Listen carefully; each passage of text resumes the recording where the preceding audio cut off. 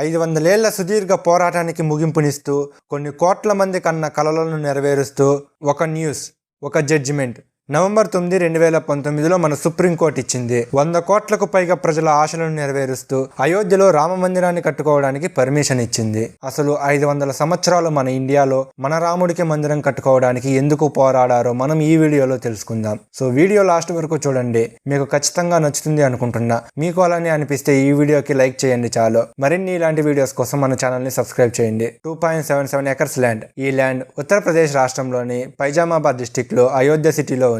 2.77 acres land లో ఒక మసీదు ఉంది. దాని పేరు బాబ్రీ మసీద్. మసీదుకి ఎదురుగా లెఫ్ట్ సైడ్ కార్నర్ లో ఒక ప్లాట్ఫామ్ ఉంది. ఆ ప్లాట్ఫామ్ పేరు రామ్ చగుత్రా.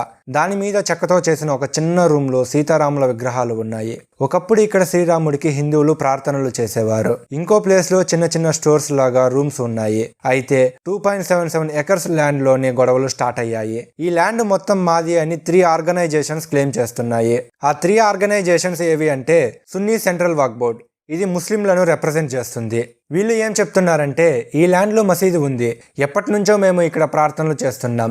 ఒకప్పటి మొఘల్ రాజు అయిన బాబర్ ఈ మసీదును కట్టించారు, సో ఈ ల్యాండ్ మాకే సొంతమని వీళ్ళు క్లెయిమ్ చేస్తున్నారు. నెంబర్ 2 విశ్వ హిందూ పరిషత్. ఈ ఆర్గనైజేషన్ హిందువులను రిప్రజెంట్ చేస్తుంది. వీళ్ళు ఏం చెప్తున్నారంటే రామాయణం ప్రకారం రాముడు అయోధ్యలో జన్మించాడు అనేది నిజం. ఈ నిజాన్ని అందరూ ఒప్పుకోవాలి. అందుకే అయోధ్యకు రామ జన్మభూమి అనే పేరు కూడా వచ్చింది. ఒకప్పుడు ఈ మసీదు కింద శ్రీరాముడి గుడి ఉండేది. మొఘల్ రాజు అయిన బాబర్ మా రాముడి గుడి కూల్చేసి మసీదు కట్టాడు, మా భూమి మాకు ఇవ్వండి, మా రాముడికి మేము మందిరం కట్టుకుంటాము అని వీళ్ళు క్లెయిమ్ చేస్తున్నారు. నెంబర్ 3 నర్మోహి అఖారా. ఈ ఆర్గనైజేషన్ కొంతమంది పూజారులను రిప్రజెంట్ చేస్తుంది. వీళ్ళ ప్రకారం ఎన్నో ఏళ్ల నుంచి ఇక్కడ శ్రీరాముడికి మేము పూజలు చేస్తున్నాం, దీని మీదనే మేము బ్రతుకుతున్నాం, సో ఇక్కడ రాముడికి గుడి కట్టాలి, దాని యొక్క మేనేజ్మెంట్ మాకే అప్పగించాలి, దానిపై వచ్చే ఆదాయం మొత్తం మాకే సొంతమని వీళ్ళు క్లెయిమ్ చేస్తున్నారు. ఈ 3 ఆర్గనైజేషన్స్ ఎవరికి వాళ్ళు ఈ ల్యాండ్ మాదే అని క్లెయిమ్ చేస్తున్నారు. అసలు ఈ ల్యాండ్ ఎవరికి దక్కుతుందో ఇప్పుడు మనం తెలుసుకుందాం. హిస్టరీలోకి వెళ్తే అది 1528 ఉత్తరప్రదేశ్ ని మొఘల్స్ పరిపాలిస్తున్న సమయం. 1528లో మొఘల్ రాజు అయిన బాబర్ ఒక మసీదు కట్టమని ఆర్డర్ వేశాడు. ఈ విషయం ఆ మసీదు గోడల మీద రాసి ఉంది. అయితే రాముడి గుడి పడగొట్టి కట్టారు అని ఎక్కడా మెన్షన్ చేయలేదు. కానీ అప్పట్లో మొఘల్ రాజులు ఎన్నో హిందూ టెంపుల్స్ ని పడగొట్టి మసీదులు కట్టారు అని ప్రూఫ్స్ ఉన్నాయి. అయితే ఈ మసీదును కూడా అలానే కట్టారు అని 1528 నుంచి అక్కడి ప్రజలు నమ్ముతున్నారు. 1717లో హిందువులకు సంబంధించిన జైసింగ్ అనే రాజు ఆ 2.77 ఎకర్స్ ల్యాండ్ ని కొనేసి శ్రీరాముడి పేరుపై రిజిస్టర్ చేయించాడు. అక్కడ ఉన్నవారందరూ ఆ ల్యాండ్ శ్రీరాముడి జన్మస్థలం అని నమ్ముతారు. అందుకే ఆ రాజు కొన్నప్పటి నుంచి ప్రార్థనలు చేసుకోవడానికి హిందువులను కూడా లోపలికి పంపించాడు. అప్పటి నుంచి హిందూస్ అండ్ ముస్లిమ్స్ కలిసే లోపల ప్రార్థనలు చేసుకునేవారు. 1850లో అయోధ్యలో హిందువులకు ముస్లింలకు ఒక పెద్ద గొడవ జరిగింది. ఆ గొడవకి రీజన్ ఏమిటో తెలియదు. హిందువులు బాబ్రీ మసీదు మీద దాడి చేశారు. అప్పటి నుంచి లోకల్లో ఉన్న హిందువులందరూ ఆ 2.77 ఎకర్స్ ల్యాండ్ ని మాకే అప్పగించండి అని, మేము ఇక్కడ గుడి కట్టుకుంటాము అని డిమాండ్ చేశారు. అప్పట్లో బ్రిటిష్ గవర్నమెంట్ దీనికి ఒప్పుకోలేదు. ఫ్యూచర్ లో గొడవలు జరగకూడదు అని ఆ ల్యాండ్ చుట్టూ ఫెన్సింగ్ ఏర్పాటు చేసించి లెఫ్ట్ సైడ్ కార్నర్ లో రాముడికి చిన్న గుడి కట్టించి ఇక్కడ పూజలు చేసుకోండి అన్నారు. 1949లో కొంతమంది పూజారులు కలిసి అక్కడున్న రాముల వారి విగ్రహాన్ని మసీదు లోపల అమర్చారు. ముస్లిమ్స్ మార్నింగ్ వెళ్లి చూడగా లోపల రాముల వారి విగ్రహాలు కనిపించాయి. వాళ్ళు దగ్గరలోని పోలీస్ స్టేషన్ లో కంప్లైంట్ ఇచ్చారు. ఈ విషయం తెలియగానే పోలీసులు ఆ ల్యాండ్ ని లాక్ చేశారు. గొడవలు జరుగుతాయి అని భావించి ఆ టోటల్ ల్యాండ్ ని పోలీస్ భద్రతతో నింపారు. ప్రార్థనలకు హిందువులను ముస్లింలను ఎవరినీ లోపలికి అనుమతించలేదు. అప్పటి నుంచి అక్కడ ప్రార్థనలు ఆగిపోయాయి. సీతారాముల విగ్రహాలు లోపలే ఉండిపోయాయి. ఆ ల్యాండ్ ఓనర్షిప్ కోసం 1959, 1961, 1964లో మనం చెప్పుకున్న 3 ఆర్గనైజేషన్స్ కోర్టులో కేసు వేశాయి. అప్పటి నుంచి ఈ ల్యాండ్ కేసు కోర్టులోనే నడుస్తూనే ఉంది. 1986లో విశ్వ హిందూ అనే ఆర్గనైజేషన్ ప్రార్థనలు చేసుకోవడానికి లోపలికి అనుమతించాలి అని కోర్టులో ఇంకో కేసు వేసింది అండ్ ఆ కేసు కూడా గెలిచింది. కోర్టు హిందువులను ప్రార్థనలకు అనుమతించింది. మళ్ళీ 37 సంవత్సరాల తరువాత 1986లో ల్యాండ్ గేట్స్ ఓపెన్ అయ్యాయి. మన హిందువులు రాముడికి ప్రార్థనలు చేశారు. ఇదే మంచి టైం అనుకుని ఆ ల్యాండ్ మాకే ఇవ్వండి, మా రాముడికి మేము గుడి కట్టుకుంటామని డిమాండ్ చేయడం మొదలుపెట్టింది విశ్వ హిందూ ఆర్గనైజేషన్. మిగతా 2 ఆర్గనైజేషన్స్ కూడా ల్యాండ్ తమదే అని గట్టిగా డిమాండ్ చేయడం మొదలుపెట్టారు.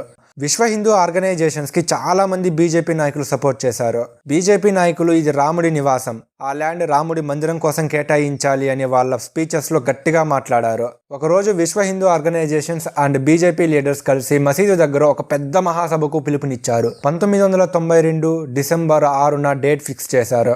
ఆ రోజు పోలీసులు అతిపెద్ద పోలీస్ సిబ్బందితో ఏర్పాటు చేసుకున్నారు. ఆ ల్యాండ్ చుట్టూ బ్యారిగేట్స్ పెట్టారు. చుట్టూ పోలీసులు నిలబడి లోపలికి ఎవ్వరినీ పోనివ్వలేదు. 2 లక్షలకు పైగా ప్రజలు దేశ నలుమూలల నుంచి ఆ మహాసభకు వచ్చారు. జై శ్రీరామ్ అని గట్టిగా నినాదాలు మొదలుపెట్టారు. ఎల్కే అద్వానీ అండ్ కొంతమంది బీజేపీ నాయకులు వాళ్ళ స్పీచెస్ ఇచ్చి అక్కడి నుంచి వెళ్ళిపోయారు. పోలీసులు అక్కడికి వచ్చిన ప్రజల మీద కంట్రోల్ తప్పిపోయారు.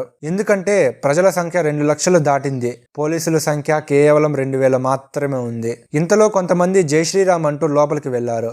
వాళ్ళు మసీదు పైకి ఎక్కి జై శ్రీరామ్ అంటూ వాళ్ళ దగ్గర ఉన్న కర్రలతో రాళ్లతో మసీదును నాశనం చేయడం స్టార్ట్ చేశారు. కొంతసేపటికి చాలా మంది అక్కడికి వెళ్లారు. 3-4 నిమిషాల్లో మసీదుని నాశనం చేసేశారు. పోలీసులు ఏం చేయలేక మౌనం పాటించారు. చాలా మంది జై శ్రీరామ్ అంటూ అక్కడే ఉండిపోయారు. మరుసటి రోజు అక్కడ చిన్న గుడి కట్టి సీతారాముల విగ్రహాలు పెట్టారు. ఈ ఇన్సిడెంట్ జరగగానే మన ఇండియాలో చాలా చోట్ల హిందువులు అండ్ ముస్లింలకు మధ్య గొడవలు జరిగాయి. ఈ గొడవలలో సుమారు 2000 మంది జనాలు చనిపోయారు. ఈ విషయాన్ని central government and state government serious గా తీసుకొని గొడవలకు కారణం ఎవరు అని ఇన్వెస్టిగేషన్ స్టార్ట్ చేపించారు. అందులో భాగంగా ఎల్కే అద్వానీ అండ్ బీజేపీ నాయకుల ప్రసంగాలు ప్రజలను రెచ్చగొట్టే విధంగా ఉండడం వలన మసీదు కూలడానికి కారణం అని చెప్పారు. ఆ ల్యాండ్ ఎవరి సొంతమని అలహాబాద్ గవర్నమెంట్ ఒక జడ్జిమెంట్ 2010లో ఇచ్చింది. అది ఏమంటే ఆ ల్యాండ్ ముగ్గురికి సమానంగా చెందుతుంది, అందరూ సమానంగా పంచుకోండి అని తీర్పునిచ్చింది. ఈ జడ్జిమెంట్ 3 ఆర్గనైజేషన్స్ కి నచ్చలేదు. అందుకు కేసుని సుప్రీంకోర్టులో వేశారు. సుప్రీంకోర్టు ఏం చెప్పిందంటే ల్యాండ్ ఎవరికి చెందుతుంది అనేది మీరే ప్రూవ్ చేసుకోండి, ఎవరు ప్రూవ్ చేసుకుంటే వాళ్ళకే ఇస్తాము అని చెప్పింది. నిజాలు తెలుసుకోవడానికి ఆర్కియాలజీ డిపార్ట్మెంట్ ఆఫ్ ఇండియాను సుప్రీంకోర్టు నియమించింది. అందరూ వాళ్ళ వాదనను వినిపించారు. ఆర్కియాలజీ డిపార్ట్మెంట్ ఆఫ్ ఇండియా వాళ్ళు రిపోర్ట్ని కోర్టుకు అందించారు. అన్నిటినీ కోర్టు పరిశీలించి 2019 నవంబర్ 9న ఒక హిస్టారిక్ జడ్జిమెంట్ ఇచ్చింది. అది ఏమిటంటే పాయింట్ నెంబర్ 1, కాంపౌండ్ లోపల ఎప్పటి నుంచో హిందువులు ప్రార్థనలు చేసుకుంటున్నారు అనడానికి ప్రూఫ్స్ ఉన్నాయి. పాయింట్ నెంబర్ 2, ఈ మసీదులో ముస్లింలు ప్రార్థనలు చేసుకుంటున్నారు అనడానికి ఆధారాలు ఉన్నాయి. పాయింట్ నెంబర్ 3, ఈ ల్యాండ్ శ్రీరాముడి పేరు మీద రిజిస్టర్ అయిందని ఆధారాలు ఉన్నాయి. పాయింట్ నెంబర్ 4, ముస్లింస్ ప్రార్థన చేసుకునే మసీదును కూల్చేశారు అనడానికి ఆధారాలు ఉన్నాయి. అలా చేయడం తప్పు. పాయింట్ నెంబర్ 5, ఆర్కియాలజీ వారు ఇచ్చిన రిపోర్ట్ ప్రకారం బాబ్రీ మసీదును ఒక హిందూ టెంపుల్ మీద కట్టారు, కానీ ఆ హిందూ టెంపుల్ని కూల్చి కట్టారనడానికి ప్రూఫ్స్ లేవు. ఈ 5 పాయింట్లను బేస్ చేసుకుని కోర్టు ఈ విధంగా జడ్జిమెంట్ ఇచ్చింది. ఈ 2.77 ఎకర్స్ ల్యాండ్ లో శ్రీరాముడికి గుడి కట్టుకోవచ్చు, ఎందుకంటే ఈ ల్యాండ్ శ్రీరాముడి పేరు మీద రిజిస్టర్ అయింది కనుక. సెంట్రల్ గవర్నమెంట్ ఒక ట్రస్ట్ని ఏర్పాటు చేసి గుడి యొక్క మెయింటెనెన్స్ని అప్పగించాలి. ముస్లింలు ప్రార్థన చేసుకునే మసీదును కూల్చారు కనుక అయోధ్యలోనే మసీదు కట్టుకోవడానికి 5 ఎకరాల స్థలం central government or state government ఫ్రీగా ఇవ్వాలి. నిర్మోహి ఆకార ఆర్గనైజేషన్కి ఈ ల్యాండ్ పై ఎలాంటి హక్కు లేదు. ఎప్పటి నుంచో వాళ్ళు అక్కడ పూజలు చేస్తున్నారు కనుక వీలైతే గుడి ట్రస్టులో ఒక మంచి పదవి ఇవ్వండి అని సుప్రీంకోర్టు ఒక చరిత్రలో నిలిచిపోయే జడ్జిమెంట్ ఇచ్చింది. ఈ వీడియో ఇక ఇంతే గైస్. వీడియోకి లైక్ చేసి ఇలాంటి మరిన్ని వీడియోస్ కోసం మన ఛానల్ని ఇప్పుడే సబ్స్క్రైబ్ చేయండి. జై శ్రీ